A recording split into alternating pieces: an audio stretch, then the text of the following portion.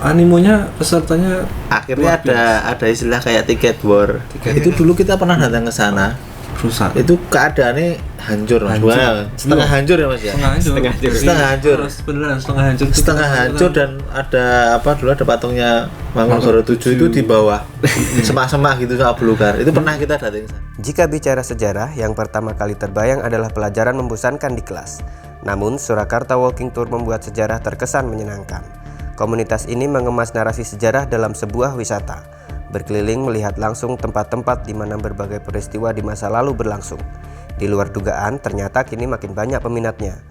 Kumpul-kumpul komunitas kali ini menghadirkan dua storyteller Surakarta Walking Tour, Said Basunindyo dan Wahyu Prabowo. Mereka bercerita pengalaman berbagai rupa menghadapi peserta dari berbagai latar belakang. Ada yang suka berselfie ria, mendokumentasikan tiap destinasi, ada pula yang ingin bernostalgia zaman perjuangan. Seperti apa keseruannya? Saksikan kukas di episode kali ini.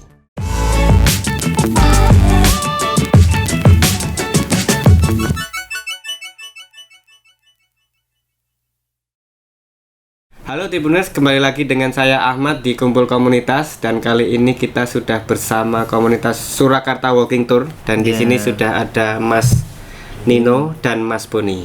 Kita akan cerita-cerita apa sih Surakarta Walking Tour dan bagaimana perjalanannya sampai sekarang. Nah, mungkin pertama bagaimana Mas terbentuknya Surakarta Walking Tour ini awalnya dari ide apa?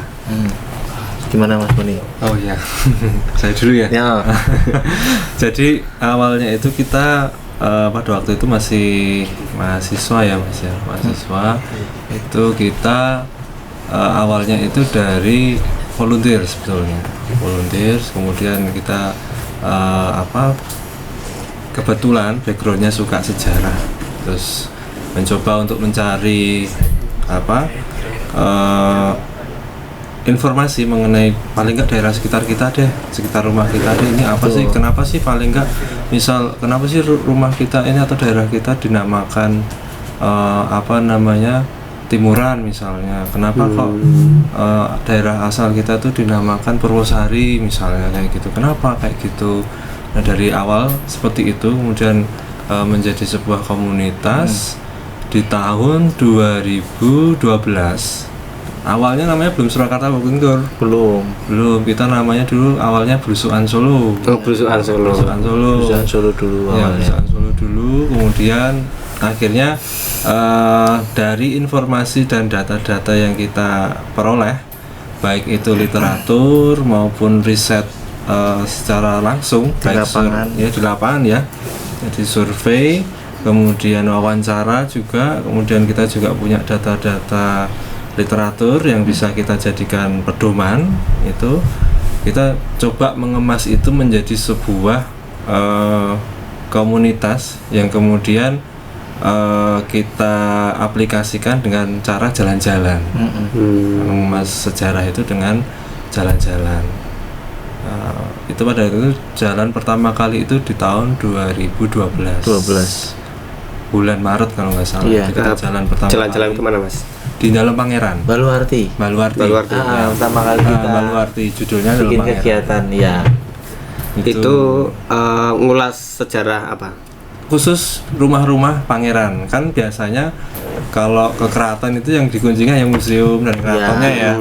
Kita mencoba mencari sisi lain dari keraton. Terus kita akhirnya coba untuk mengulas rumah-rumah pangeran yang ada di keraton. Di sekeliling Baluarti. Di sekeliling Baluarti itu tahun 2012 awalnya seperti itu. Ternyata animonya pada waktu itu cukup besar. Terus kemudian kita coba untuk ulangi lagi kegiatan kita itu sebulan sekali. Rutin itu sebulan sekali kita coba. Lalu kemudian pada waktu tahun 2015, 14 atau 15 ya saya lupa, itu kita berganti nama menjadi Laku Lampah. Jadi karena kalau Belusukan Solo kan cuma di Solo aja Mas ya. Padahal itu udah mulai pengen keluar Solo lagi, udah pengen ke Karanganyar, udah pengen ke Salatiga, pengen mana. Nah ini kalau misalnya namanya Solo kan relevan yang relevan akhirnya diganti dengan nama Laku Lampah. Bahkan waktu 2015 atau 16 ya Mas, kita sampai ke Kudus ya itu ya. Sampai ke sana Sampai juga. Lasem, Rembang, Kudus juga pernah. Ya makanya kemudian kita ganti nama menjadi Laku Lampa. Cuman kemudian lama kelamaan kita kayak apa ya, bisa dibilang mengalami stagnasi ya, stagnan.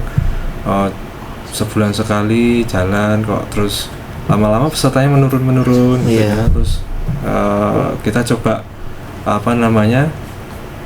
mengkreasi lagi gimana sih kalau itu dikemas menjadi lebih ringan, lebih santai lah. Karena kalau Laku Lampa atau belusukan Solo itu kita biasanya kalau jalan tuh dari jam 8 pagi sampai jam 3 sore. Ya. Jadi rangkaiannya tuh panjang. Berarti kita nanti juga ada memang kita bikin konsep benar-benar kayak event.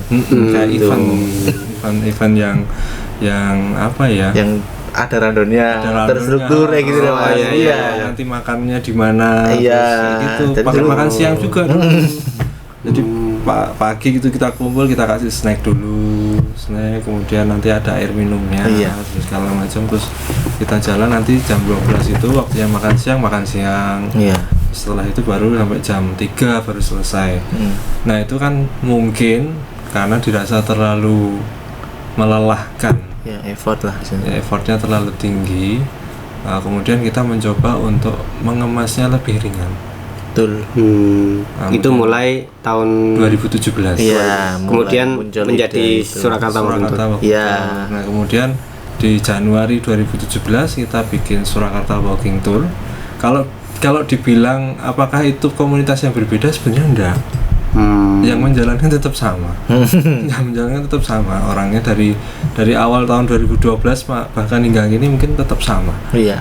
Tapi memang konsepnya yang kita rubah, akhirnya menjadi lebih ringan. Ya, betul. Surakarta Walking Tour kita coba untuk yang awalnya jalan dari pagi sampai sore kita pangkas menjadi hanya 2 jam maksimal.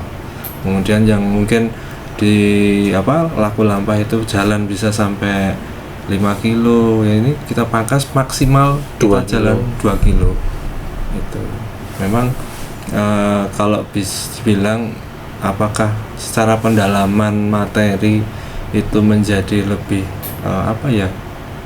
lebih kurang sebenarnya ya enggak, intinya kita padatkan lah. Kita padatkan, kita tidak men-setting lagi kayak sesi diskusi gitu, enggak. Memang kita enggak men-setting sesi diskusi itu enggak, tapi secara pendalaman materi tetap kita samakan. Waktu itu kemana aja Mas? Yang apa? Yang Surakarta Walking Tour. Awal-awal itu di Kota Lama. Ya di Kota Lama. Di Kota Lama Surakarta itu di Kampung Baru. Terus jalan Kota Lama Kampung Baru. Maksudnya sorry. Itu Kota Lama itu adalah tema kita lah. Judul kita. Lokasinya dari Kampung Baru. Kampung Baru, terus kemudian Geladak, Benteng, Jensut. Di sekitar situ ya. Balai Kota. Sampai terakhir di Balai Kota. Dari Kampung Baru, terus kan ke kantor pos, Benteng Gerstenberg, terus Telkom, Bank Indonesia, terus terakhir di Balai Kota. Iya. Bahkan sampai ke ini enggak ya? Mana Mas? Gereja itu sampai enggak? Purbayan tuh. Sampai Balai Kota. Sampai Balai Kota ya. Sampai Balai Kota aja. Iya. Itu Mas. Itu jadi di tahun 2017 kita berubah menjadi Surakarta Walking Tour. Sampai sekarang tahun 2023. Iya. Saat ini ya kami konsisten mencoba mengemas jalan-jalan itu atau sejarah itu secara ringan, secara menarik, supaya setidaknya target kami adalah teman-teman yang masih muda-muda nih, generasi muda nih, biar setidaknya tahulah sejarah gitu. Mengemas secara ringan tuh gimana Mas? Secara konkret, misalnya ketika di Balai Kota atau di suatu tempat itu apa yang disampaikan sehingga membuat mereka akhirnya jadi melek sejarah gitu? Kalau sekarang, generasi sekarang itu kan Mas ya, sosmed banget ya. Kita sangat visual ya. Iya, visual banget ya. Jadi kita carikan apa ya istilahnya, mungkin spot-spot yang menarik bisa untuk mereka jadikan konten. Gitu. Jadi secara di depan kamera tuh kelihatan bagus, bisa foto-foto. Itu juga jadi salah satu poin yang menarik. Poin yang menarik ya, tetapi memang jangan sampai mengurangi sisi muatan sejarahnya.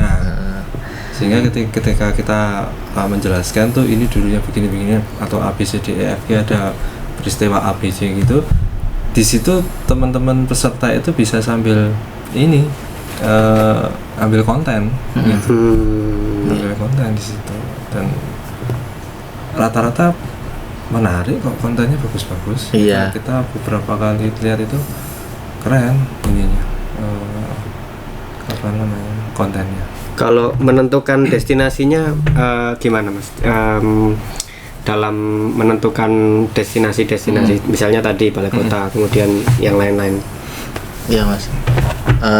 Kalau dari teman-teman itu kan ada namanya riset ya Mas, yang kita selalu lakukan sebelum kegiatan. Betul. Jadi di situ nanti kita coba ulas atau coba ulik satu daerah yang di situ nanti misalkan sudah ada ini apa namanya, secara gambaran umum itu sudah memang ada cerita sejarahnya. Baru nanti tim riset terjun ke lapangan. Misalnya terjun ke lapangan, contoh kemarin lah baru aja kita ke Prabon ya Mas. Ke Prabon itu memang dulu pernah kita bikin kegiatan tapi ceritanya belum sedetail ini ya Mas ya. Belum sedetail yang kemarin. Tapi baru kemarin kita coba mau datangi lagi, kita mau sajikan lagi. Itu teman-teman datang ke lapangan, terjun ke lapangan, akhirnya mencoba dari literasi yang mereka punya, akhirnya kita coba kembangkan bagi rute dari riset itu. Jadi ada pengembangan. Oh ternyata di sini ternyata ada cerita sejarah seperti ini. Kemudian di titik ini ada cerita sejarah seperti ini. Di sebelah sini ada tempat yang menarik yang ternyata juga menyimpan sejarah. Hal itu kita kemas untuk menjadi satu kesatuan rute yang nantinya ketika pada waktu kegiatan kita sajikan, rutenya mengikuti tadi dengan sudah ada alur ceritanya. Nah itu dilakukan oleh tim riset sebelum kegiatan. Misalnya ke Prabon itu ada cerita apa Mas? Mungkin salah satu spot gitu misalnya. Ya kayak kemarin yang ditemukan oleh teman-teman adalah ternyata di Prabon itu menjadi salah satu titik awal mulanya adanya Muhammadiyah di Surakarta. Organisasi Muhammadiyah Surakarta itu, terus kemudian kalau kemarin di kegiatan yang terakhir di Prabon itu spot menariknya itu masih ada namanya Skarlepen dulu Mas. Skarlepen itu apa? Skarlepen itu sebenarnya ini Mas, kayak kanal atau sungai kecil lah. Sungai kecil yang ternyata sama warga di sekitar situ tuh dibersihkan, kemudian dibikin menarik, dan ketika kita berkunjung ke Skarlepen itu tadi, teman-teman tuh ngerasa kayak ada hidden gem lah kalau sekarang anak bilang kan ada hidden gemnya. Karena di Prabon itu ada hidden gem kayak gini. Sementara itu tempatnya di tengah-tengah kota kan. Kita tahu di Prabon itu tengah-tengah kota, ternyata ada hidden gem seperti itu, dan itu menjadi daya tarik teman-teman. Itu semacam selokan gitu atau? Iya, betul. Selokan yang kemudian dibersihkan oleh warga. Dari sampah, kemudian ada di selokan itu juga ditata, dibersihkan, ada dilepas ikan-ikan gitu, dan itu di sekitar itu ada pohon-pohon rindang, ternyata menjadi daya tarik teman-teman peserta kita untuk datang ke situ. Kalau secara sejarah itu ada cerita apa Mas? Begini Mas, kalau sejarah memang kita tidak pure dari sekian misalnya, nanti kita nggak melulu membahas sejarah aja, karena itu juga kita sering sekali juga membahas masalah sosial masyarakatnya di situ seperti apa. Kemudian kalau nanti juga ada kuliner di situ juga akan kita angkat. Jadi memang sejarah menjadi benang merah utamanya kita ya Mas ya. Tapi memang tidak menutup kemungkinan di sekitar rute kita juga kita singgung yang sosial masyarakatnya seperti apa, kemudian peristiwa kontemporer seperti apa, kemudian juga nanti ada budaya-budaya dari lokal situ seperti apa, itu kita coba kemas dari menjadi satu kesatuan rute itu tadi. Ya karena memang itu bisa kita dapatkan ketika kita survei, survei di lapangan. Sehingga survei di lapangan itu tentunya menjadi data primer kita ya. namanya survei. Kalau penelitian ya, penelitian itu kan ada yang namanya data primer, ada yang namanya data sekunder. Data primer itu kan berasal dari survei dan wawancara misalnya. Jadi kita langsung ke lapangan, kita melihat, oh di sini tempatnya ini kayak gimana. Misal kalau ada bangunannya biasanya ada tulisan angka tahunnya dan sebagainya itu kan. Iya. Terus kalau misal kita wawancara biasanya dengan warga sekitar ya, lokal hero-nya itu siapa. Lokal hero. Siapa? Hero-nya siapa. Nah, itu kan lisan. Iya. Ya, itu kan lisan data primer yang kita dapatkan secara langsung. Nah, itu baru nanti kita cross check dengan yang ada di literatur. Namanya data sekunder kan. Nah, itu akan menjadikan satu muatan yang cukup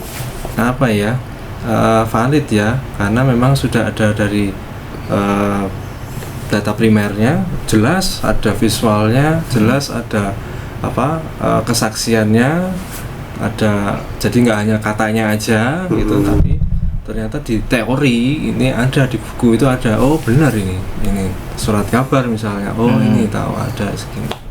Jadi memang tidak based on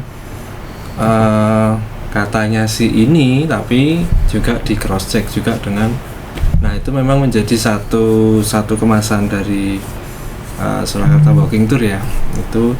Nah, katanya tadi atau wawancaranya tadi itu biasanya tidak hanya mengenai sejarah Ya. tetapi juga, oh ini lo dulu makanan di sini tuh biasanya begini. Oh ini lo dulu itu kebiasaan orang dulu begini. Kebiasaan orang di situ seperti apa, yaitu yang kita dapatkan dari riset kan kayak gitu-gitu juga. Jadi Karena emang ya sejarah juga tidak bisa dilepaskan dari sosial masyarakat. Betul. itu. Sehingga memang apa yang ada di teori atau di buku ya, di literatur itu kan tidak selamanya tertuliskan, apa yang dilisankan kan tidak selamanya tertuliskan di situ. Nah, ini yang menjadi ya kalau bisa dibilang ini kita ya, ciri khas kita ya, Ciri khasnya ya. Walking Tour. Sehingga ketika mengemas jalan-jalan dan menentukan rute itu, kita nggak hanya melihat sejarah apa sih yang menarik, tapi juga sosial kulturalnya masyarakatnya. Nah, kalau mungkin kita bicara secara umum Kota Solo.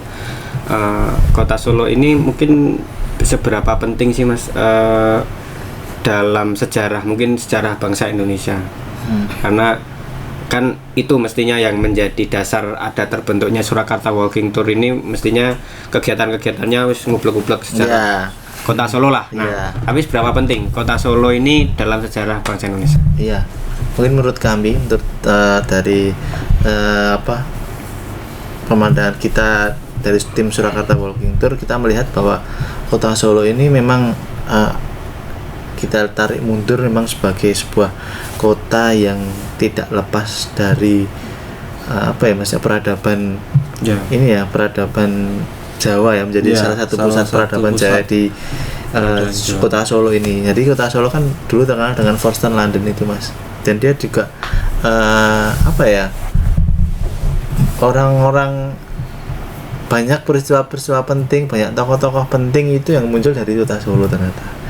Dan itu tidak lepas dari semua hal yang ada di Kota Solo dari sejak zaman berdirinya Kota Solo sampai bahkan berdirinya Kota Solo itu kan juga sangat menarik ya Mas. Berawal dari sebuah kehancuran dari Keraton Kartosuro, kemudian dipindahkan ke Desa Sala dengan historikalnya kayak seperti Boyong Kedaton dilakukan prosesinya, kemudian pemilihan lokasinya juga itu ada sejarahnya, ada ceritanya seperti apa, kemudian sampai tumbuh menjadi sebuah kota kerajaan, kemudian berangsur dari sekian banyak pemerintahan kan. Keraton sendiri dari Kasunanan memiliki beberapa pemimpin, terus kemudian muncullah Mangkunegaran dengan beberapa pemimpin yang memiliki perubahan dinamika itu tadi, dan itu menurut saya sangat menarik sekali untuk kita angkat dan untuk kita sampaikan ke generasi muda dengan cara yang menyenangkan. Jadi ketika mengulas peninggalan atau sisa-sisa dari cerita sejarah itu tadi, Jadi tidak ada habisnya gitu ya. Betul, betul Mas. Kalau Forster London itu maksudnya ibu kota atau apa? Semacam Forster London adalah kota kerajaan ya Mas ya. Ya. kota kerajaan. Kota kerajaan dari Jadi tanah raja kan. Jadi kan memang di apa Forster London itu ada di Solo dan Jogja. Dan kebetulan di sini di Solo sendiri memang ada keturunan dari dinasti Mataram Islam yang kita tahu. Di sini ada Keraton Kasunanan, juga ada Purwomangkunegaran. Sementara yang di Jogja memang ada Kesultanan Yogyakarta juga Pakualaman. Dan di Forster London ini memang ada suatu hak spesial atau khusus dari pemerintah kolonial Belanda. Memang pada waktu menjadi ini ya Mas ya, bisa dibilang mereka lah yang pemilik dari pemerintahan semuanya keseluruhan di Hindia Belanda. Nah, Forster London memiliki spesial lah, hak istimewa, betul. Atau suap raja istilahnya. Atau beda lagi. Beda lagi ya. Dan spesial itu tadi yang membuat kota Solo itu menjadi barometer, bisa menjadi incaran juga, karena memang beberapa pembangunan di kota Solo maupun di Jogja itu berbeda dengan kota-kota yang lainnya. Itu jadi beberapa infrastruktur akhirnya dibikin oleh pemerintah kolonial Belanda. Juga di sini terlepas dari sebuah praktek penjajahan juga di sini, penjajahan dalam tanda kutip yang seperti kerja paksa, tanam maksa itu kan di sini juga tidak diberlakukan. Nah itu karena mendapatkan istimewa itu tadi. Di Forster London bebas dari hal semua itu. Dan akhirnya dua kerajaan, terutama khususnya yang ada di Surakarta ini, berlomba-lomba supaya bisa mengembangkan kota Surakarta seperti apa yang mereka inginkan terkait dengan infrastruktur. Kemudian ada juga fasilitas-fasilitas umum yang mungkin tidak semua kota berkesempatan untuk memiliki itu. Karena memang tipikal perkembangan kota pada zaman dulu ya Mas ya, itu kan tergantung sekali dengan transportasi, terutama transportasi air. Dulu kan belum ada pesawat Mas. Nah dulu kan semuanya naik kapal ya kalau mau menyeberang pulau ya, kalau menyeberang negara atau menyeberang antar benua, itu kan lewatnya kapal atau air. Sehingga memang kota-kota yang sangat berkembang itu biasanya dekat dengan pelabuhan. Seperti di Jakarta, Batavia kan, Semarang, kemudian Surabaya. Dia kan punya perkembangan yang jauh lebih pesat daripada kota-kota yang ada di pedalaman. Nah, Solo dan Jogja yang termasuk sebenarnya notabene adalah daerah pedalaman, tetapi punya perkembangan yang cukup pesat karena keberadaan dari kerajaannya itu. Karena sebagai pusat kerajaan itu tadi ya, pewaris Mataram Islam. Betul. Memang seperti itu ya. Kalau peminatnya seperti apa Mas sejauh ini untuk ikut dalam program-programnya Surakarta Walking Tour? Sejauh ini kalau mungkin akhir-akhir ini ya Mas ya, itu banyak disukai oleh remaja putri. Yang membuat kita semangat. Semangat. Jadi semangat ya. Jadi ini Mas, memang dari misi kita, kalau kita dibilang kita harus membuat mereka menjadi tahu, menjadi paham, mungkin itu PR banget ya Mas. PR banget sih. Kita cukup men-trigger aja, men-trigger untuk generasi muda ini, paling tidak dia minat, kemudian dia juga setelah minat itu dia pengen cari tahu, kemudian dia menjadi tahu. Nah itu yang kita lakukan selama ini seperti itu. Memang sampai sejauh ini mayoritas kita peminatnya ya generasi muda, kemudian di range usia berapa Mas? Kira-kira ya sekitar di bawah 30 ya Mas rata-rata. Justru malah anak-anak muda ya? Iya. Malah anak-anak muda. Jadi di apa ya Mas ya? Milenial ya Mas? Milenial ya. Milenial. Zilenial apa ya? Gen Z. Tapi tidak menutup kemungkinan juga ada peserta mereka yang peserta dari Surakarta Walking Tour itu memang di range yang notabene dia orang-orang sepuh gitu. Karena ada sisi ingin bernostalgia. Bernostalgia. iya, itu sih. ada sisi nostalgia Iya, juga. nostalgianya Ya, itu. sisi nostalgia. Ya akhirnya mereka merelakan untuk waktunya untuk mengikuti kegiatan kita Ya. bersama dengan anak muda. Itu ada kayak gitu juga. Tiap program berapa banyak yang ikut? Untuk kepesertaan kita batasi ya Mas ya. Ya, Jadi kita ada dulu kita sebelum pandemi, kita ngomongin sebelum pandemi Surakarta Walking Tour itu nggak ada batasan. Mau 50 pun kita terima. Jadi nggak kita batasan. Ya. Tapi setelah ada pandemi, kita Kita tidak agak boleh mengumpulkan banyak orang. betul. Ya. Dan itu kita dulu pas di masuk ke masa pandemi itu kita sempat ngeyel. Kita bikin kegiatan, kebetulan kegiatannya itu di Geladak. Kita datangnya sama Satpol PP. Ya kita, nah untungnya kita kan moving ya, kita gerak ya Mas ya, nggak berkumpul lah. Kita gerak akhirnya kita lolos lah dari situ. Tapi bukan berarti itu tidak memakai izin ya. Kita cuman memang gaya dari Surakarta Walking Tour kan memang kita jalan beriringan gitu, dan akhirnya memang pada waktu itu strategi kita mengurangi atau menentukan jumlah peserta kita dengan memberikan kuota. Jadi dulu di pandemi itu cuma jadi 20 orang. Yang tadinya bebas mau berapa aja, akhirnya cuma jadi 20 orang. Sekarang Sekarang karena pandemi sudah dibebaskan, kita coba membuka kerannya menjadi sekitar 30 orang. Ya, 30 sampai 35 lah. Iya. 35 biasanya kita itu. Dan ternyata itu secara strategi marketing efek ya Mas ya. Efek. Animonya pesertanya Akhirnya ada istilah kayak tiket war. oh iya, yang nggak cuma Coldplay ya. Iya. Kata Walking Tour Sampai kalah kayak sampai harus tiket buat karena juga. saya sendiri juga ini apresiasi banget peserta itu. Kita buka misal biasanya jam 8 ya Mas. Iya. Jam 8 itu jam 8.15 gitu udah Sold out. Bahkan nggak sampai Mas, ada yang cuma 1 menit aja sold out. Padahal cuma 5 menit lah itu udah sold out gitu. Iya. Jadi kadang-kadang itu peserta juga apa ya bilangnya bohong ya. Enggak, bener-bener habis. Bener-bener habis. Itu udah ini. Tapi mungkin karena dibatasi itu tadi orang jadi penasaran kali ya. Betul, akhirnya akan ada muncul keinginan untuk mengikuti di rute berikutnya. Kira-kira ketika bisa dapet tuh kayak kepuasan. Betul. Karena menjadi kesempatan langka gitu kan. Iya. Dan itu setiap minggu ya, kita kan selalu rute reguler itu setiap minggu ya, Sabtu Minggu. Sabtu Minggu itu rata-rata pesertanya beda-beda. Selalu berganti. Iya. Dan itu ya kita inilah bersyukur ya maksudnya. Bersyukur. Ternyata ininya engagement kita ini luas juga ya maksudnya.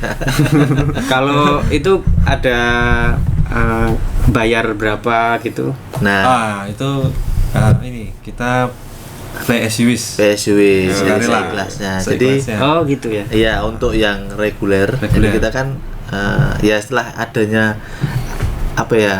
animo masyarakat atau animo untuk bisa mengikuti Surakarta Walking Tour itu cukup besar. Kita juga memiliki beberapa strategi ya Mas untuk bisa mengakomodir teman-teman yang tidak bisa mengikuti Surakarta Walking Tour dalam segmen reguler. Itu ada private tour yang nanti mereka bisa ikuti kapan aja, bisa diikuti di mana aja, milih rutenya di mana aja dan berapa aja boleh. Sama kita juga kan per bulannya ada namanya yang kita bikin monthly. Mungkin ini konsepnya hampir sama kayak Laku Lama dulu ya Mas ya. Hampir sama. Meskipun masih agak sederhana, dari jam 8 sampai jam 3 sore itu di special tour. Nah, itu kita coba untuk mengakomodir teman-teman yang nggak bisa ikut dari reguler tadi. Memang kalau reguler itu PSUWIS. Jadi kita memang benar-benar itu nanti sesuai dengan apresiasi teman-teman peserta atas informasi kita, pelayanan kita, itu nanti mereka yang akan menilai. Nanti di special tour itu berbeda dengan reguler. Kalau di special tour dan di private tour kita sudah ada price listnya Mas. Biasanya sudah ada price listnya. Nah biasanya kalau utamanya di special tour ya. Di special tour itu karena namanya aja spesial ya. Kita nggak jalan kaki biasanya. Ya. Ada akomodasi yang lebih nyaman. Betul, ada akomodasinya juga. bisa naik kereta kluduk itu, kereta jalan darat ya. Itu wah, itu favorit banget itu. Iya Mas, itu menjadi salah satu ini ya, daya tariknya. Iya, Kalau misalnya kita bikin special tour ada bis tingkat juga, Werkudara. naik sepeda juga, terus skuter. Ini pernah skuteran kita. Skuter. Iya. Nah, tapi kan misi, balik lagi ke misi awalnya untuk mengenalkan sejarah dan menarasikan sejarah ke banyak generasi. Itu kan mestinya beda dengan mungkin yang sifatnya wisata komersil gitu. Ya. Nah, itu membatasinya sejauh mana? Dan mungkin untuk memahamkan juga ke peserta bahwa ini murni kita ingin mengenalkan sejarah. Iya. Bahwa mungkin ada tarifnya itu misalnya untuk keperluan akomodasi dan sebagainya gitu. Iya. Ini sih mungkin kita coba untuk membatasi itu dengan memilih lokasi-lokasinya Mas. Jadi ada perbedaan ketika kita datang ke Solo memang untuk berwisata atau untuk belajar sejarah. Nah itu memang ada titik-titiknya yang memang harus kita ketahui di situ. Jadi nanti kita coba kemas dalam suatu rute itu mana titik-titik yang memang itu ada cerita sejarahnya.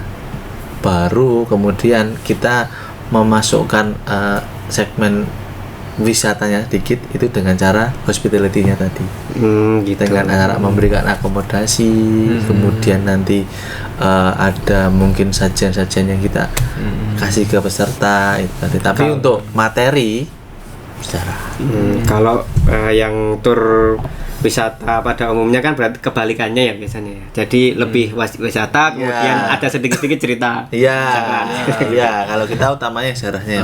Jadi memang itu seperti yang dibilang Mas Nino tadi ya Mas ya. Jadi spot-spotnya itu kan kita pilih tempat-tempat yang memiliki cerita dulu. Iya. Nah nanti kemudian di sela-sela itu kita biasanya memasukkan sisi hospitality-nya, misal seperti kayak di Laweyan itu kita pernah hampir selalu sih itu kita masak bareng ledri, itu bikin ledri bareng. Itu ledri itu makanan. Jadi kayak kudapan yang terbuat dari ketan ya Mas ya. Ketan sama kelapa, kemudian ada pisangnya gitu. Nah itu memang apa ya, biasanya jadi ciri khasnya Laweyan. Rutenya kita di Laweyan ya Mas ya. Nanti kalau nanti ke sana kita ajak teman-teman peserta itu untuk bereksperimen, bisa nggak cuma makan, tapi bisa masak juga. Masak. Nah di situ memang menjadi ini kita wisatanya di situ. Di sisi situ wisatanya kayak gitu. Wisatanya di situ. Misal yang lainnya, misal kalau di Laweyan juga itu kita biasanya sampai masuk ke bunker. Bunker. Nah di dalam bunker itu nanti kita nggak semua bisa masuk sih, masuknya gantian. Maksudnya gantian, kalau semua masuk nggak muat. Masuknya gantian. Nah di situ kita biasanya nyeritain ini dulu bunker fungsinya apa dan bagaimana seperti itu, cerita sejarah mengenai bunker itu bagaimana, jenis-jenis bunker itu apa aja. Nah di situ kan bisa dibilang transfer knowledge-nya itu kan melalui itu. Selain experience bisa masuk ke dalam bunkernya. Iya. Gitu. Ada ini Mas, pengalaman dari sekian banyak tur yang sudah dijalani, mungkin dari pesertanya ada nggak pertanyaan yang mungkin agak nyeleneh atau ada pengalaman pada saat tur yang mungkin cukup berkesan gitu? Jadi kalau pengalaman kita terkait dengan peserta itu memang ya kita aneh ya Mas ya, karena banyak bermacam-macam pesertanya ya. Ada yang anak SMP ada, ya. SMA ada, bahkan dosen ada. Terus pada waktu itu beliau dosen sebetulnya tapi lagi menyusun disertasi untuk D3. Itu pertanyaannya jadi kayak sidang. Ini Mas, ya? Kemarin jadi ada cerita menarik waktu kita ini Mas sama Mangkunegaran nanti loh. Kebetulan kita dihadiri oleh duta besar. Pas di mana itu? Di Mangkunegaran. Iya, di Mangkunegaran kita kan ada special tour yang naik sepeda skuter listrik gitu. Jadi salah seorang duta besar itu mengikuti kegiatan kita, dia ngotot Mas. Padahal kita ya yang namanya ada dubes ya Mas. Bukan dubes bukan. itu mau ikut kan masih kita ada masih ada protokoler dan sebagainya. Kita coba untuk gimana nih penyesuaian, mana kan belum ada pengalaman untuk menerima tamu resmi kan gitu kan. Tapi si dubes ini tetap pengen ikut kita. Pengen ya udah kita gabung aja, nanti kita jelaskan nanti rute seperti ini. Gak apa-apa, nanti kita ajar. Yang penting ya diperlakukan seperti peserta lainnya. Oke. Iya, akhirnya dia tetap dengan naik skuter dan dia di sepanjang jalan tuh bete Mas. Kenapa? Karena dia nggak tahu caranya ini. Sementara dia pasti kalau nggak tahu kan peserta lain ikut membantu Mas. Dan kita juga dari tim juga ikut membantu. Tapi dia marah. Tolong jangan ganggu aku saya bisa sendiri ini. Gitu. Jadi dia malah bete di jalan karena skuternya. Tapi dia tetap menikmati kegiatan karena ya itu karena belum terbiasa aja memakai sepeda listrik itu tadi. Dia agak kesulitan, akhirnya dia setelah bisa ya dia ngikuti. Jadi peserta kan orang kita kan ada kesulitan masih kita datangi dan kita coba bantu. Tapi si dubes ini nggak mau, pengennya udah kamu kesana jalan sendiri biar aku sendiri aku bisa itu. Itu sih. Jadi memang sama beberapa peserta itu memang ternyata memiliki minat masing-masing ya. Tujuannya masing-masing Mas. Ada yang kalau misalkan dia ikut itu tujuannya aku cuma pengen ngumpulin foto-foto, atau kalau nggak pengen nanti aku pengen ikut supaya aku bisa punya reels yang bagus di sini. Atau ada juga yang memang dia pengen untuk belajar sejarah, catat gitu. Ada catat, terus nanti kan memang dia akan sampaikan baik ke sosial media atau dalam hal apa lagi. Nah, jadi macam-macam Mas. Jadi peserta kita itu punyai misi untuk ikut Surakarta Walking Tour itu berbeda-beda. Itu kita sendiri juga nggak nyangka ya, dubes loh Mas, besar loh. Seorang duta besar ya. Iya. Ukraina ya kalau nggak salah ya. Iya, betul. Tapi mengikuti narasi dengan bahasa Indonesia begitu. Kebetulan kita ada ini teman-teman kita juga. Iya. Translator. Sudah menguasai beberapa bahasa ya Mas. Yes. Iya, jadi kalau masalah bahasa tidak masalah. Tidak masalah. Oh gitu. Jadi masalah. Nah, kalau mengemas cerita sejarah, tapi kan itu tadi bicara peminatnya yang beragam dari anak-anak sekolah sampai dosen sampai duta besar. Nah, mengemas cerita sejarah menjadi sesuatu yang menarik untuk diceritakan tuh gimana Mas? Ya, jadi intinya sebenarnya kita tetap tetap berpegang pada metode yang ada dulu. Ini kan tadi data primer kita survei ke lokasi beneran, kita cek lapangan, terus kemudian kita wawancara juga dengan warga sekitar di situ. Siapa tahu nanti ternyata dia dulunya bapaknya, ibunya atau neneknya itu juga pelaku sejarah ya, apalagi dia mungkin mendiami rumah atau bangunan tersebut sudah lama, ada cerita apanya. Nah itu kita gali di situ. Itu jadi data primer kita, kemudian data sekunder lewat literatur. Nah itu tetap kita cross check, kemudian baru setelah itu kita bungkus itu menjadi satu kemasan paket jalan-jalan ya, kita sebutnya paket jalan-jalan yang ketika disajikan itu nggak bosenin, ya nggak bosenin. Jadi mungkin kalau teman-teman sejarah itu identik dengan cerita yang membosankan gitu ya. Kan ya. Nah, kalau misal pelajaran SMA itu kan anak-anak SMA juga nggak mau lah. Kita mencoba bagaimana caranya supaya sejarah yang identik dengan kata membosankan itu menjadi tidak membosankan lagi, menjadi lebih menarik. Nah kita ya kayak inilah, kita kemas tadi yang materi yang sudah jadi ini, kemudian kita coba cari semacam kayak kalau stand up itu kan ada punchline-nya ya. Nah itu coba cari ini mana yang bisa dijadikan punchline-nya. Nah itu misal di satu rute di mana gitu, kita ini mana nih yang bisa dijadikan punchline-nya nih. Itu jadi daya tariknya di situ. Kita coba expose di situ. Jadi ceritanya nggak membosankan. Jadi ceritanya nggak bosenin. Apa Mas? Kira-kira mungkin bisa kasih contoh konkret, misalnya sesuatu yang kalau diceritakan begitu aja pasti akan membosankan, tapi dikemas menjadi tidak membosankan. Apa ya? Kayak misal dalam Pangeran aja deh. Pangeran aja deh. Dalam Pangeran kan tema kita ya.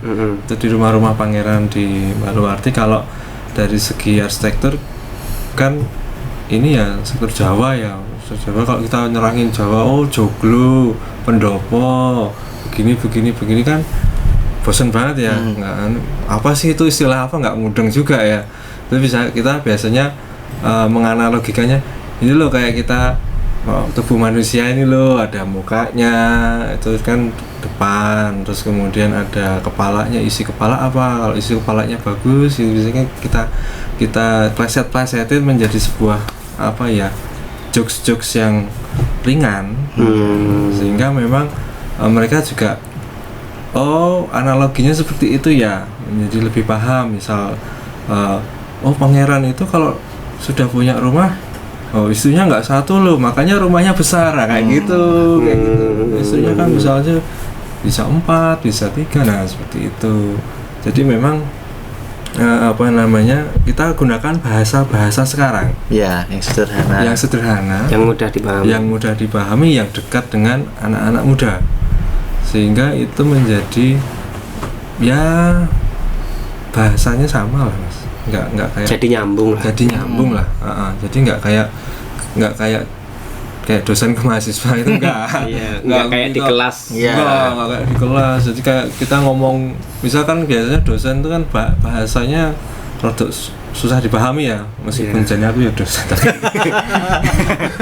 Iya. Ngomong gak sama Dewi.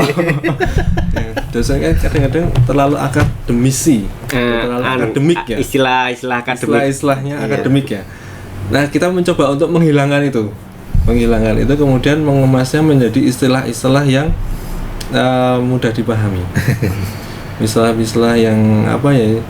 Ya kayak misal sultan mah bebas, istrinya 4 atau istrinya berapa kan bebas, namanya juga sultan gitu misalnya, kayak gitu. Jadi kan kayak bahasa sekarang sekarang yang menjadi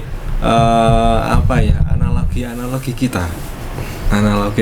kita, tetapi jangan sampai menghilangkan muatan sejarahnya. Itu yang penting itu.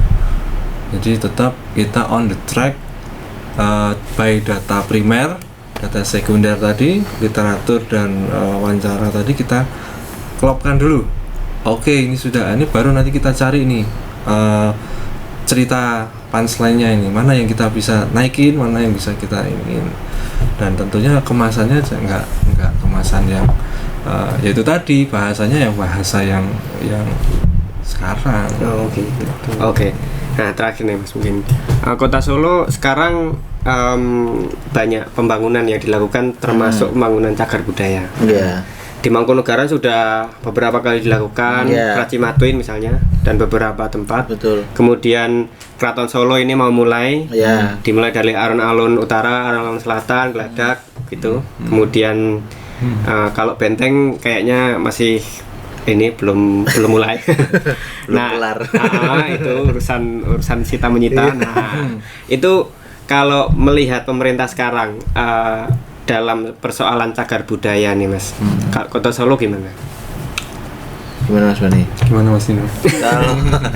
Kalau saya melihatnya ini Mas, memang sekarang Kota Solo tuh mulai ini ya, sangat berbenah sekali, terutama di fokus mereka ada pembangunan cagar budaya, situs-situs yang dulunya memang sudah mungkin beberapa tahun lalu kita kunjungi itu tidak terurus gitu ya Mas ya. Beberapa yang kita kunjungi itu tidak terurus dan tidak tergarap sebagus sekarang.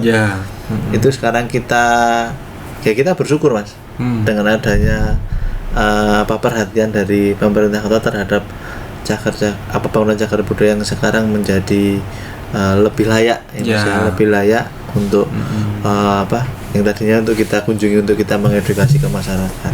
Jadi ada satu bangunan Mas yang di Mangkunegaran itu loh Mas. Panti Putro. Ya, Panti Putro.